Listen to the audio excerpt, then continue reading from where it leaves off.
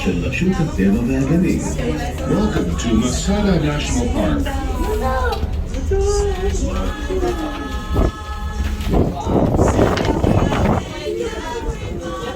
아빠 어딨어? 여보? 어디 갔나 싶어서.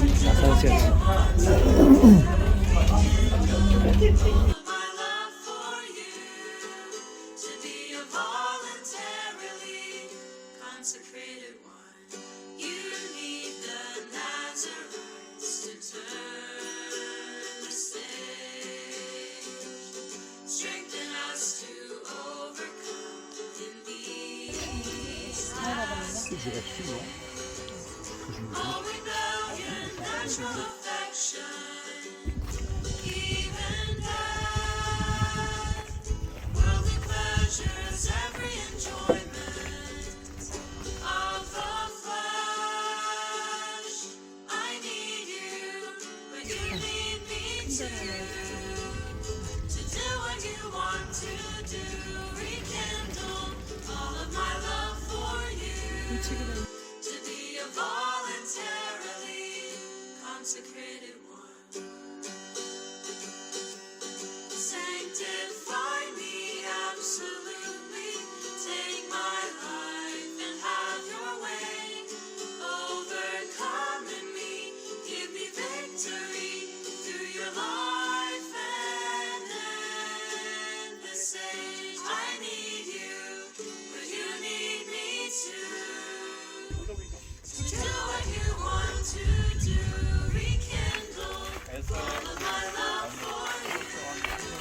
To be a voluntarily, I need you, but you need me too. Do what you want to do, rekindle all of my love for you. To be a voluntarily,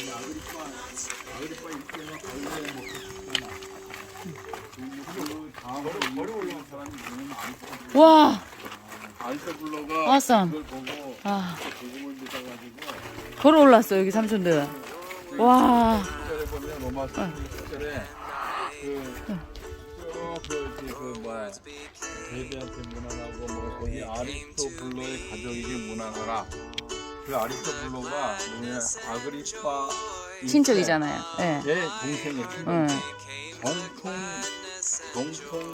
이대이고 아니 정통 뭔가 그 저기 또 되게 친했어. 이제 형제하고 충분히 될수 있는 상황이었는데 사귀었는데 그 말로는 우리 하나 대단하다. 가사다도 봐보고.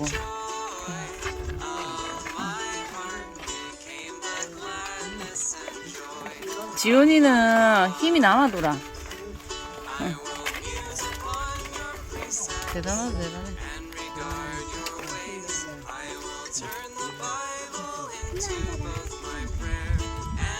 화장실 있어?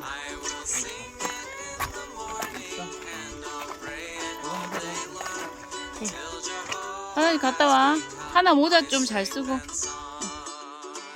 your words were found, and I ate them, and your words became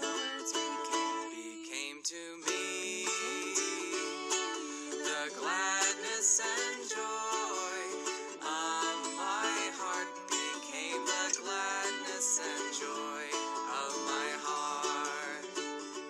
I will muse upon your precepts and regard your ways. I will turn the Bible into both my prayer and praise. I will sing it in the morning and I'll pray it all day long until Jehovah has become my strength and song.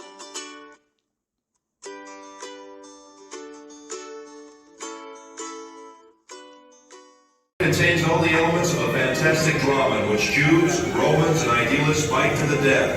It's no wonder that Hollywood jumped at the opportunity to tell this fascinating story.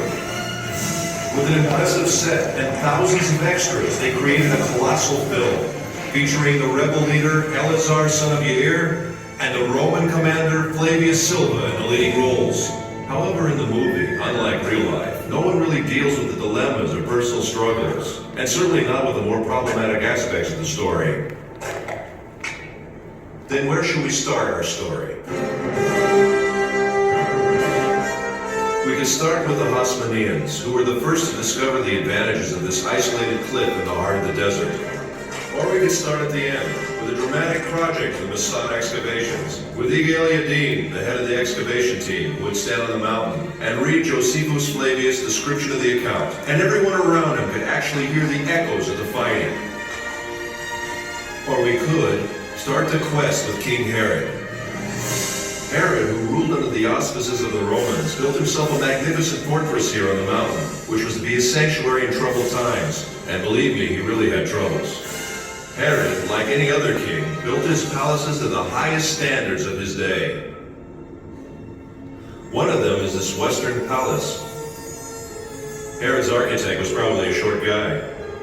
Here he built himself a bathhouse, and he would put his lamp here and enter his bath.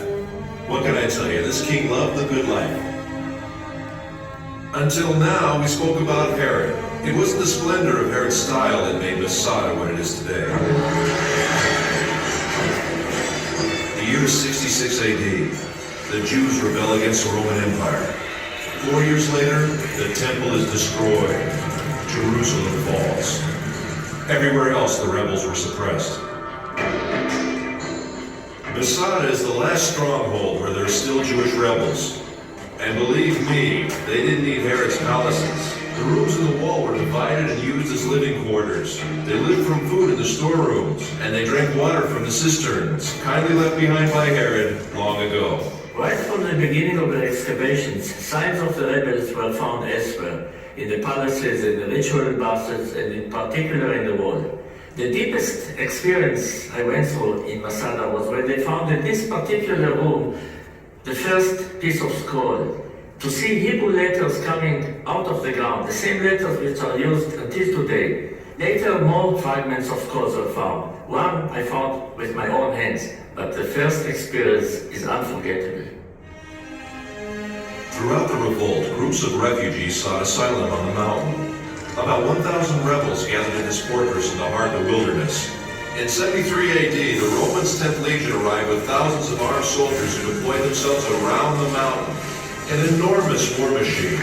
And the movies do it best, after the Romans, of course.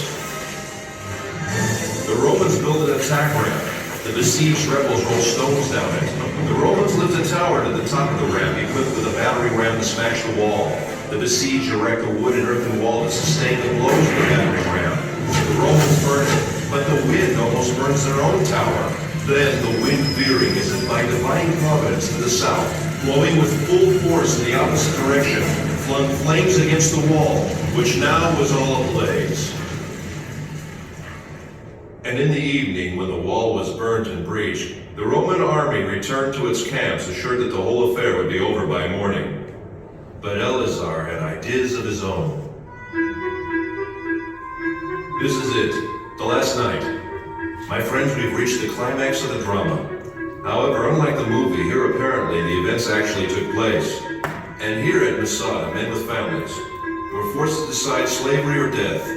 Eleazar had no doubts, but he had yet to convince his comrades in arms.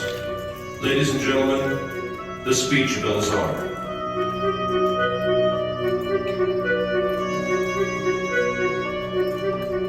Oh, my loyal followers, the time has now come that obliges us to make that resolution true in practice. Let our wives die before they are abused, and our children before they have tasted slavery, and preserve ourselves in freedom as an excellent funeral monument for us, as we have preferred death before slavery. Once Igor Yadin was asked what was the most important artifact he found on Masada. Dozens of priceless objects were found here, he answered, but if I must point to one find, it would be these ostraka. These potsherds. These may be the lots that I'm holding now. Potsherds on which the rebels wrote their names. 10 men who were chosen were the only ones who remained. Their equipment had already burned, and each of them had already Then they drew the lots. Who would kill the ninth man and fall on his own sword? And in the morning the Romans arrived, and besides 2 women and a few children, everyone was dead.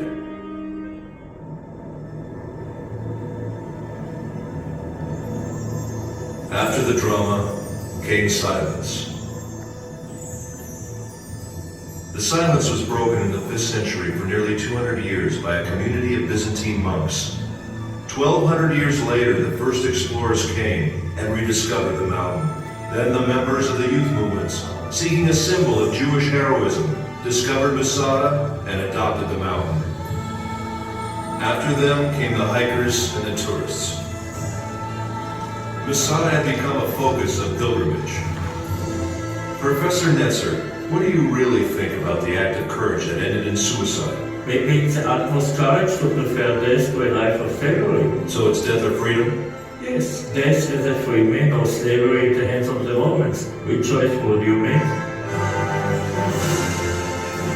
No matter what, Masada has become a symbol of staunch resistance against a fierce enemy. And if it is a symbol, then perhaps this might be some kind of victory. Ladies and gentlemen, I invite you to climb the mountain.